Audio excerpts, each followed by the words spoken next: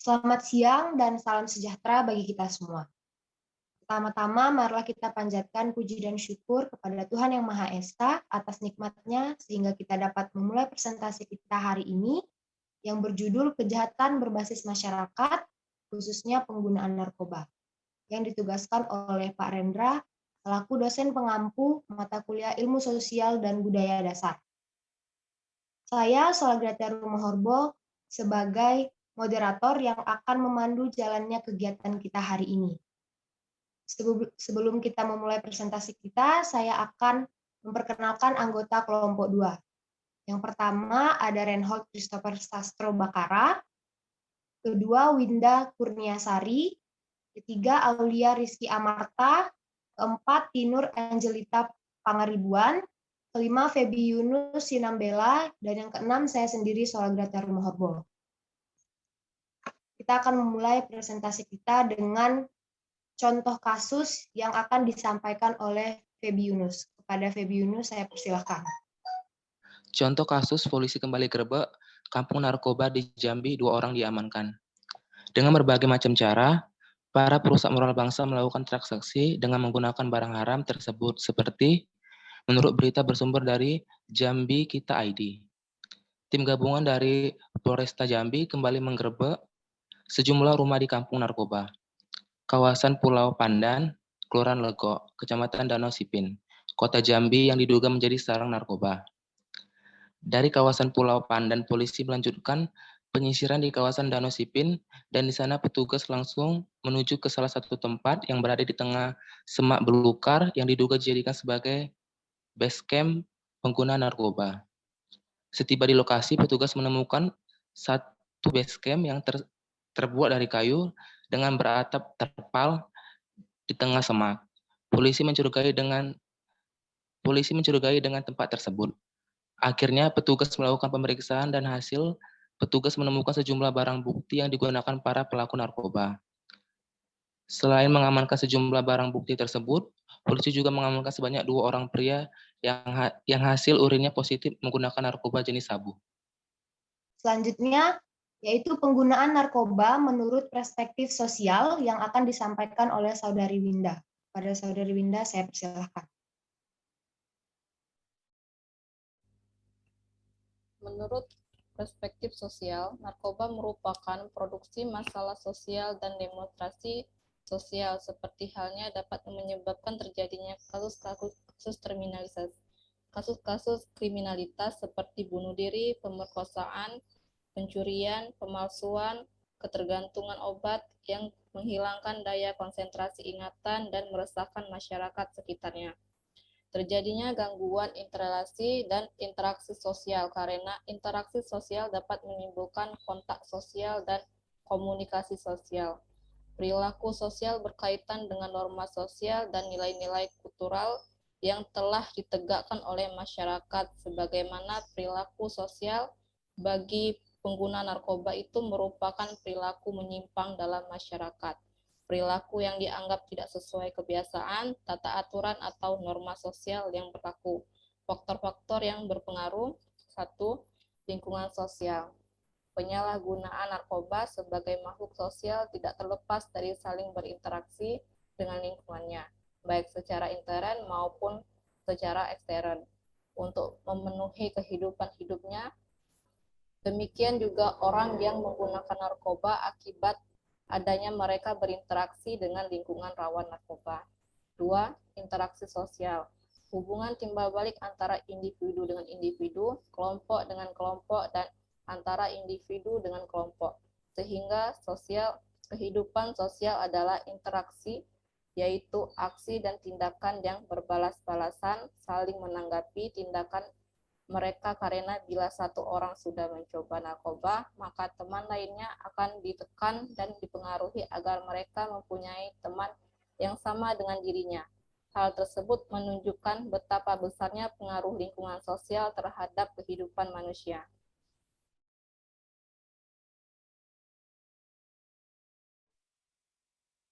Materi yang selanjutnya yaitu penggunaan narkoba menurut perspektif budaya yang akan disampaikan oleh Febi Yunus.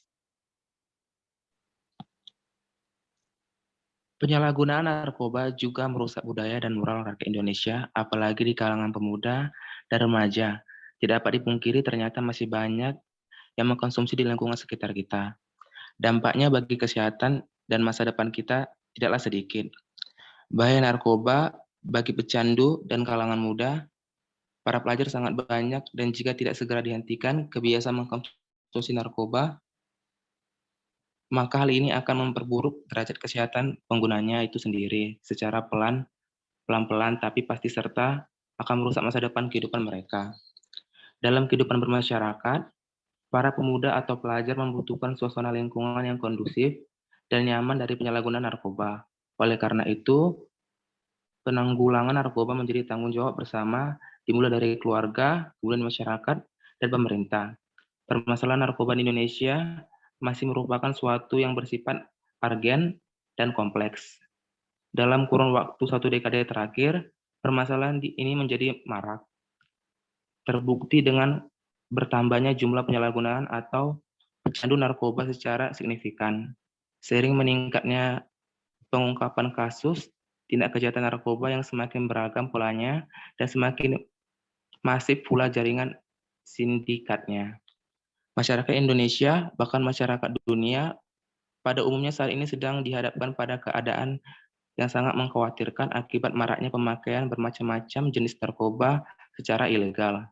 Kekhawatiran ini semakin dipertajam akibat maraknya peredaran gelap narkotika yang telah merebak di segala lapisan masyarakat, termasuk di kalangan generasi muda.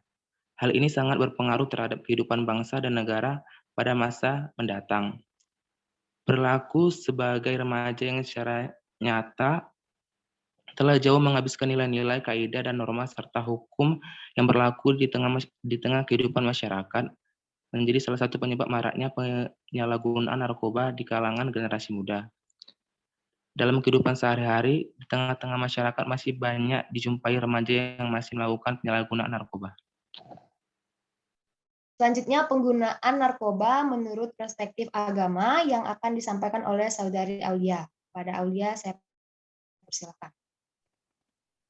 Pandangan agama tentang penyalahgunaan narkoba. Penduduk Indonesia merupakan masyarakat yang religius. Setiap agama yang diakui di Indonesia mengatur tentang moral penganutnya. Berikut ini adalah pandangan agama terhadap narkoba. Menurut agama Islam, di dalam agama Islam terdapat beberapa minuman keras dan hal-hal yang memabukkan. Baru minuman keras atau khamar.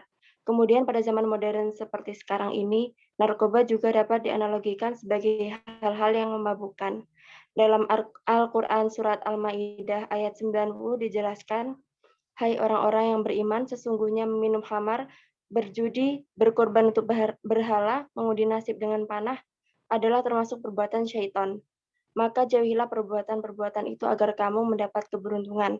Quran Surah Al-Ma'idah ayat 90.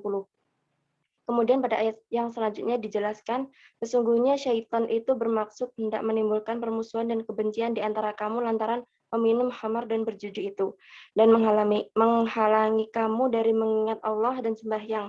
Maka berhentilah kamu dari mengerjakan pekerjaan itu. Quran Surah Al-Ma'idah ayat 91.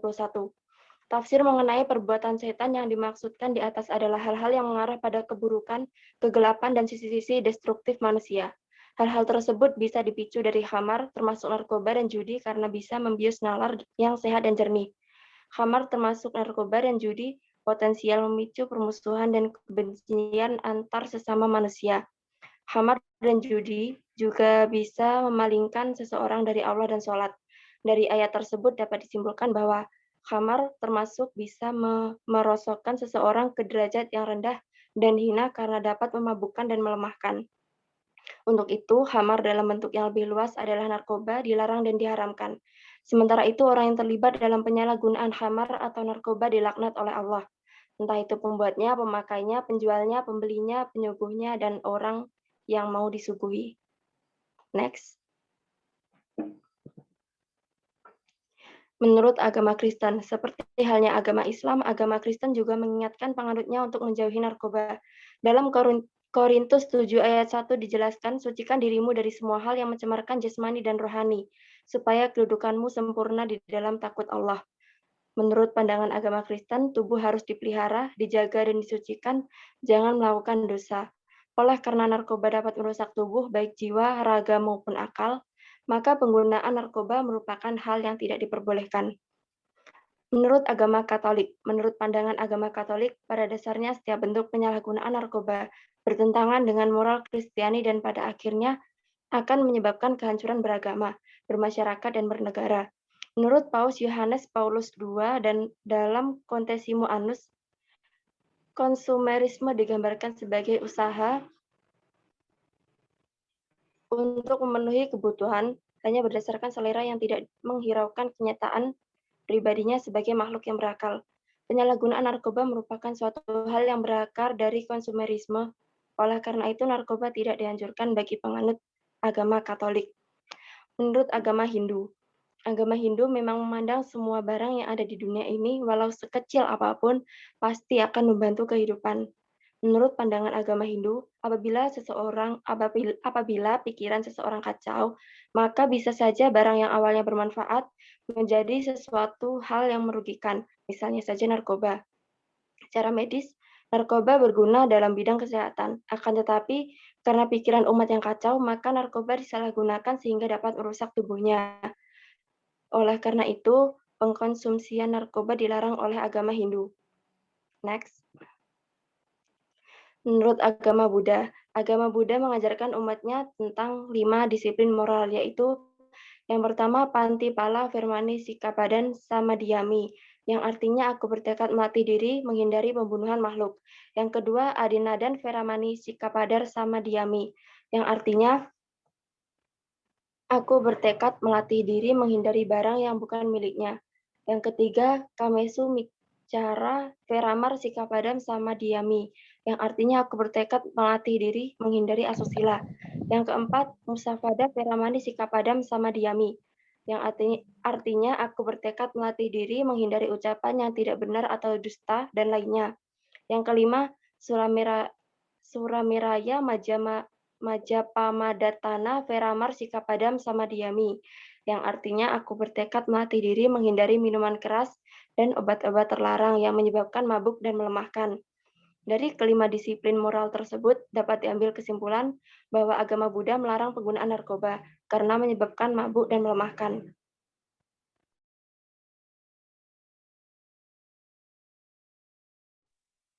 Materi yang selanjutnya menurut perspektif ekonomi yang akan disampaikan oleh Reinhold. Pada Reinhold, saya silakan. Menurut perspektif ekonomi, narkoba memiliki efek yang sangat berbahaya bagi kesehatan dan masa depan penggunanya.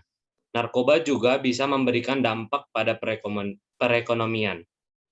Badan Narkotika Nasional atau BNN memperkirakan bahwa ekonomi bisa mencapai kerugian sampai 74,4 triliun, dan itu hanya berasal dari penyalahgunaan narkoba. Angka tersebut akan terus meningkat jika pengguna narkoba setiap tahunnya selalu bertambah. Faktor yang mempengaruhi kerugian ekonomi akibat narkoba di Indonesia adalah maraknya pasar pengedaran narkoba yang ada. Menurut saya, pemerintahan di Indonesia harus bekerja lebih maksimal karena jika dibiarkan begitu saja, estimasi kerugian ekonomi di Indonesia bisa jauh lebih besar lagi. Padahal uang sebanyak 74,4 triliun bisa digunakan untuk membangun infrastruktur di Indonesia, sehingga Indonesia bisa menjadi lebih maju dari sebelumnya.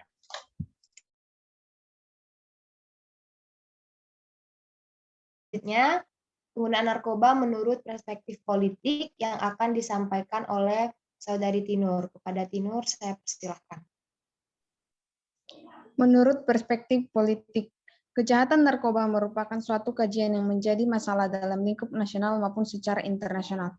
Narkoba tidak hanya menyebar di kalangan masyarakat biasa, namun juga terjadi pada bidang politik termasuk aparatur negara seperti oknum TNI, oknum penegak hukum, administrasi pemerintah, pelajar, dan mahasiswa. Media penyebarannya sangat kompleks, canggih, dengan memanfaatkan semua jalur transportasi darat, udara, laut, sungai, dan perbatasan wilayah. Kejahatan narkoba di Indonesia memang cukup memprihatinkan. Indonesia saat ini bukan hanya sekedar negara yang menjadi konsumen dari kejahatan ini, di mana sebelumnya Indonesia hanyalah sebuah negara yang menjadi tempat pemasaran dari kejahatan narkoba. Namun saat ini Indonesia sudah menjadi salah satu negara produksi bagi narkoba dan obat-obatan terlarang lainnya. Tren peningkatan kejahatan narkoba bisa terlihat dengan semakin bertambahnya jumlah kasus yang dilaporkan serta jumlah tersangka yang terlibat, baik secara pengguna maupun sebagai pengedar narkoba. Menelusuri aset narkoba politisi untuk memulai melakukan proteksi terhadap keterlibatan bandar narkoba dalam pemerintahan, maka perlu dilakukan penguatan pengawasan terhadap politisi, penegak hukum, dan pejabat pemerintah. Langkah yang dapat dilakukan adalah melakukan audit kekayaan secara menyeluruh. Audit bukan sebatas formalitas pada kekayaan yang terlibat secara kasat, namun dilakukan dengan model investigatif sebagaimana penyelidikan terhadap aset bandar, cara-cara rumit dalam menyamarkan aset kejahatan narkoba atau hasil korupsi. Di Indonesia sudah cukup dipahami. BNN, PPATK, KPK, ataupun BPK sudah cukup paham dengan kondisi terkini para pelaku kejahatan. Peraturan KPU terbaru menyebutkan bahwa mantan terpidana korupsi, mantan bandar narkoba, hingga mantan pelaku kejahatan seksual anak dilarang jadi caleg. Artinya, negara sadar bahwa bandar narkoba adalah kejahatan zero tolerance untuk menjadi bagian dari pemerintahan. Materi yang selanjutnya yaitu penggunaan narkoba menurut perspektif hukum yang akan disampaikan oleh Saudara Reinhold. Kepada Reinhold saya persilahkan. Menurut perspektif hukum, dalam UU nomor 22 tahun 1997 menjerat narkotika dan UU nomor 5 tahun 1997 melibatkan psikotropika menggunakan sarana penal atau prianggulangi bahaya narkoba. Pelaksanaan ketentuan pidana psikotropika di Indonesia menggunakan dua metode, yaitu jenis golongan psikotropika yang dilanggar dan bentuk perbuatan yang dilakukan, yang mengandung sanksi hukuman yang berbeda. Penerapan sanksi pidana dalam Undang-Undang Nomor 5 Tahun 1997 yang tidak menerapkan pola minimal dan hanya pola maksimal, maka diperlukan interpretasi hakim yang menjunjung tinggi keadilan hukum dan rasa keadilan masyarakat. Undang-Undang Nomor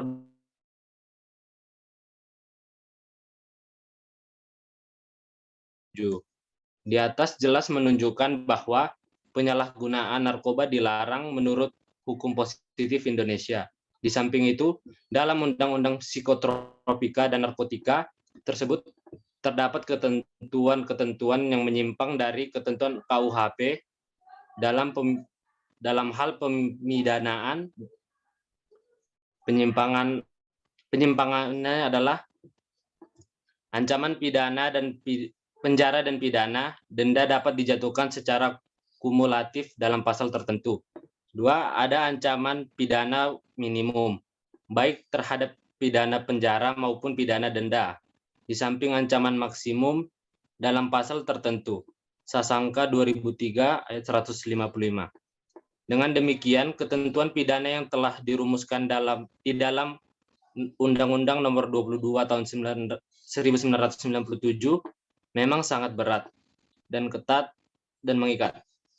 Tujuan utama ketentuan pidana adalah untuk membersihkan umat manusia dari akibat-akibat buruk penyalahgunaan narkoba. Undang-undang tersebut merupakan salah satu kebijakan dan upaya pemerintah untuk mengatasi penyalahgunaan narkoba di Indonesia.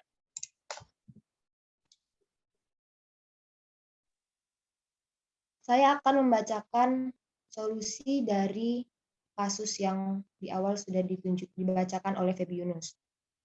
Pertama, jangan pernah untuk mencoba-coba menggunakan narkotika, kecuali atas dasar pertimbangan medis atau dokter. Kedua, mengetahui akan berbagai macam dampak buruk narkoba. Ketiga, memilih pergaulan yang baik dan jauhi pergaulan yang bisa mengantarkan kita pada penyalahgunaan narkotika. Yang keempat, memiliki kegiatan-kegiatan yang positif, berolahraga, ataupun mengikuti kegiatan-kegiatan organisasi yang memberikan pengaruh positif pada kita. Yang kelima, selalu ingatkan bahwasannya ancaman hukuman untuk penyalahgunaan narkoba, apalagi bagi pengedar narkoba, adalah lembaga pemasyarakatan. Yang keenam, gunakan waktu dan tempat yang aman. Jangan keluyuran malam-malam, bersantailah dengan keluarga, berkaraoke, piknik, makan bersama, beres-beres bersama, nonton bersama keluarga. Dan yang ketujuh, bila mempunyai masalah, maka cari jalan keluar yang baik dan jangan jadikan narkoba sebagai jalan pelarian. Demikian presentasi dari kelompok kami. Saya sebagai perwakilan dari kelompok mengucapkan mohon maaf atas kesalahan atau kekurangan yang terjadi selama kegiatan ini berlangsung, dan terima kasih. Selamat siang dan salam sejahtera bagi kita semua.